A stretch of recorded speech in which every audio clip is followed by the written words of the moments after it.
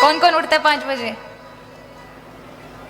आप तो सभी समझदार हैं, आप तो उठेंगे 5 बजे 4 बजे, लेकिन बालकों के जो जो बालक बैठे कौन कौन उठता है 4-5 बजे?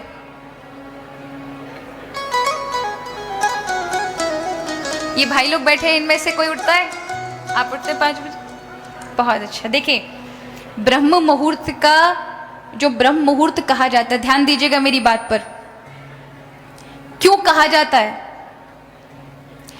आप 7 बजे उठें, आप सूर्योदय के बाद उठें, बाद में उठें, ठीक है, एक उठने का विषय आपकी अपनी दिनचर्या है, लेकिन ब्रह्म मुहूर्त में उठने वाला व्यक्ति और उस समय उसकी निद्रा खुल जाए तो कहा जाता है कि ब्रह्म मुहूर्त एक ऐसा समय है जिस समय सारे के सारे भगवत भक्त, संत जन और जितने भी दृश्य अदृश्य शक्तियां होती हैं उस समय चेतनता में आती हैं। उस समय किया हुआ भगवत भजन, किए हुए अच्छे कार्य, किए हुए सोचे अच्छे वन के विचार, वो तुरंत सफल होते हैं, फलीभूत होते हैं। और कहते हैं उस समय भगवान नव चेतना बांटते हैं संसार को।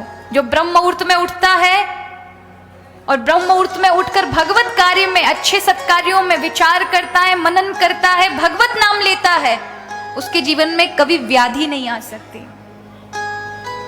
लेकिन जो महाराज उठेंगे 9-9, 10-10 बजे, क्या होगा?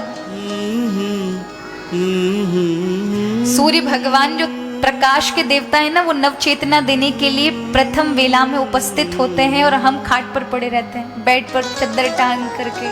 तो ठाकुर जी भी कहते हैं, वाह भैया, सोते रहो तुम, और फिर दिन के 12 बजे उठेंगे तो क्या होगा?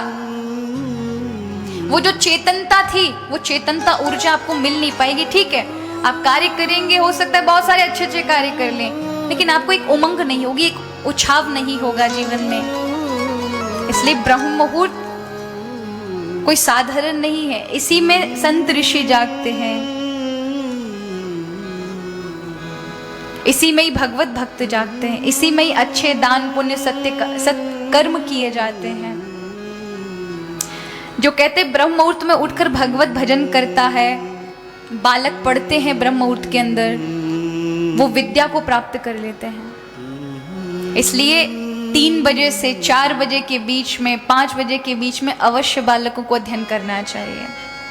ये समय होता है जिस समय आपको बुद्धि का विकास मिलता है, प्रकाश मिलता है, स्मृति बढ़ती है।